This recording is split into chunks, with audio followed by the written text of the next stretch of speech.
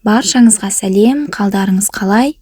Бүгінде Аллах тағаланың бейбіт те тыныш әрі берекелі күндерінің бірінде сіздермен қауышып отырмыз.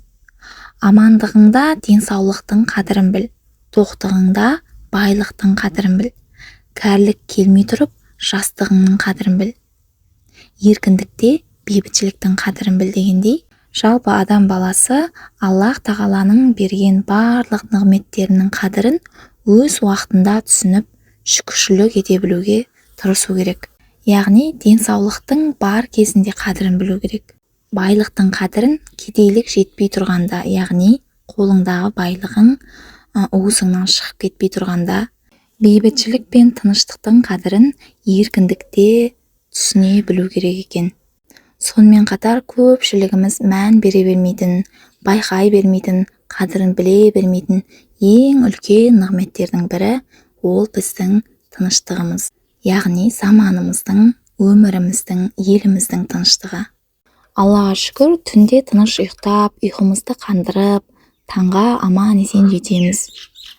Күнімізді қайда барам, қайда қашам, не істейм демей тыныш өткізіп жатырмыз. Яғни біздің өміріміздің тыныштығы түнде тыныш ұйықтауымыз, таңға аман есен жетуіміз, күнімізді мерекемен, берекемен өткізуіміз, мұның барлығы да Алланың бізге берген үлкен нығмет екен. Осындай нығметтердің барлығын біз өз уақытысында қадірін түсініп шүкіршілік етуіміз керек екен. Алла тағала шүкіршілік етсеңдер арттырамын деген. Яғни біз Алла тағаланың әрбір берген нығметіне, қолымыздағы бар нәрселерге шүкіршілік ететін болсақ, Алла тағала арттырамын деген екен. Естеріңізде болса, 2019 жылдың маусым айының 24 күні Арыс қаласында үлкен бір жарылыс орын алған болатын.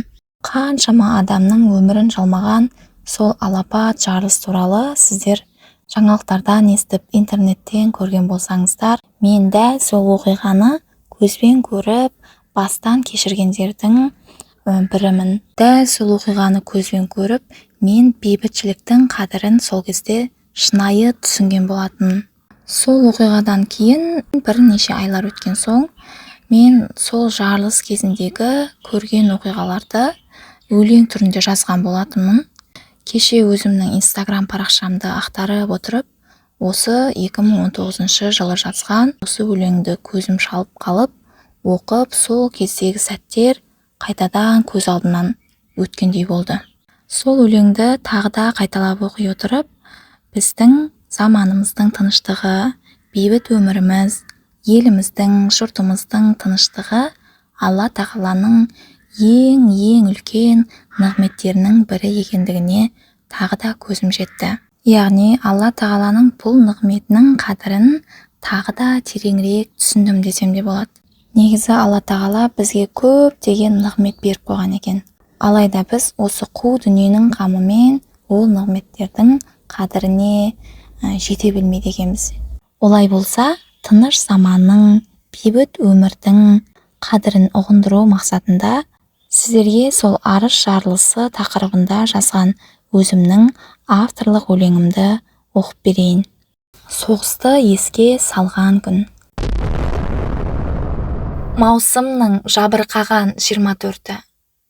Кеткендей бұл өлкеде жаздың көркі, қарғыс атқыр жарылған снарядтың, жалмады қанша адамды жалын өрті. Балама, кәрі шалма қарамайды, ешкімді де адамға санамайды. Бас сауғалап жан үшін қашып жатыр, бірақ шіркін бомбалар аямайды. Жұртпен бірге біз де шықтық көшеге, жан таласып үрей билеп сананы, адамдардың сабылғаны көшеде, ақтабанды қайта еске салады. Шұбырған балалар жүр жалаң аяқ, арбада шал кемпір жүр ұстап таяқ, жетім уақтай сабылған арыс халқын, жанарыма жас толып кеттім аяп. Қарамай жай күйіне үй мен малдың, бақытсыз қорқынышты бір күй кештім, аяқ жоқ арбада қалған шалдың, не болғанын сол күні білмейді ешкім. әр атылған бомбаның дауысынан. Терезелер сынады, үйлер құлап, қалтыраған жүректің қағысынан. Бойым суып, ауырып кетті құлақ. Не болды? Бұл қалаға астан кестең, бұл күн болдау кетпейтін өмір естен. Аспанымда ұшпайды құстар мүлдем, снарядтар ұшады гүрілдескен. Арқасына снаряд тиген кісі жолда жатыр, тіпті дірілетпейді. Қанға бөккен сол байғұстың бейнесі әлі күнге көз алдымнан кетпейді. Айнала қара тұман, қара түтін, болс екен деп басым аман, бауыр бүтін. Қайталадым аузымнан аллам түспей, өтсе екен деп бұл жай ғана көрген түстей. Сонда білдім соғыстың зар азабын, сезбеппін ау бейбіт өмір ғажабын. Бейбіт күннің қадірін ұғынсын деп, замандасым осындай жыр жазамын. Соңына дейін тыңдағандарыңызға рахмет. Алла тағала бейбіт те тыныш заманда Алланың берген берекелі ғұмырын сүруді нәсіп етсін.